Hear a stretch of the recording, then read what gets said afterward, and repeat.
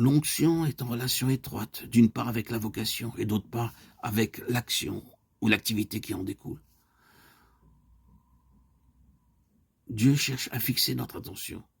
Tout d'abord, sans sortir des généralités, il y a une chose qui nous paraît claire, c'est que le dessein de Dieu a des aspects infinis et offre à notre action presque autant de possibilités différentes qu'il y a de croyants pour le réaliser.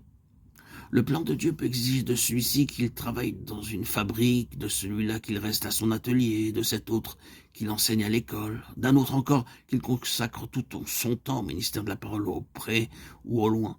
Nous pourrions ainsi passer en revue toutes les vocations que les enfants de Dieu sont appelés à remplir sur cette terre et découvrir que chacune d'elles est en relation d'une sorte ou d'une autre avec un des aspects du plan éternel de Dieu. À condition, naturellement, que les intéressés soient à la place qu'ils occupent de par la volonté de Dieu. Il en résulte que chacun d'eux peut avoir et doit avoir une pleine bénédiction de Dieu. S'il est à sa place dans une école, dans une usine ou dans un ménage, à cet égard-là, celui qui travaille dans ce qu'on est convenu d'appeler le ministère n'est pas plus favorisé que les autres.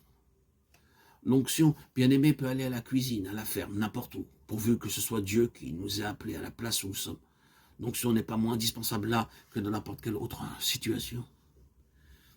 N'est-il pas réconfortant de savoir que quelle que soit la tâche qui nous est dévolue dans la maison de Dieu, il y a une onction qui nous est assurée pour cette tâche-là. La parole de Dieu fait ressortir la chose très clairement. Instituteur, ouvrier, domestique, c'est précisément cette diversité dans l'onction divine qui fait de la maison de Dieu un ensemble complet et coordonne le fonctionnement de ces différents ministères. Il est très important, cela va de soi, que nous soyons à notre place par la volonté de Dieu.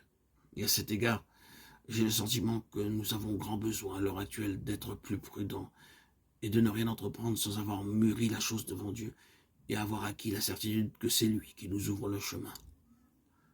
C'est nécessaire, parce que si c'est Dieu qui nous appelle, il y a une onction qui nous est réservée pour ce travail. Et l'œuvre de Dieu tout entière est solidaire de l'attitude que nous prenons. Ce qu'il importe de comprendre, c'est que l'onction du Saint-Esprit n'est pas le privilège exclusif de ceux que nous classons parmi les serviteurs de Dieu, pasteurs, évangélistes, missionnaires. L'onction est pour tous les membres de la maison de Dieu. Car nous avons tous une mission à remplir ici-bas sur la terre et nous avons tous notre place marquée dans l'œuvre d'ensemble que Dieu a confiée à son peuple. L'onction du Saint-Esprit est non seulement possible, mais elle est nécessaire. Elle est pour chacun. Elle est indispensable à l'accomplissement de notre vocation. Car quelle que soit la part que Dieu nous ait faite en matière de vocation terrestre, il y a une vocation céleste distincte pour chacun de nous. Cachée sous les dehors quelconque d'un travail sans apparence, il y a quelque chose qui est de Dieu dans notre vocation terrestre, quelle qu'elle soit, pourvu naturellement que nous ayons laissé Dieu nous choisir notre lot.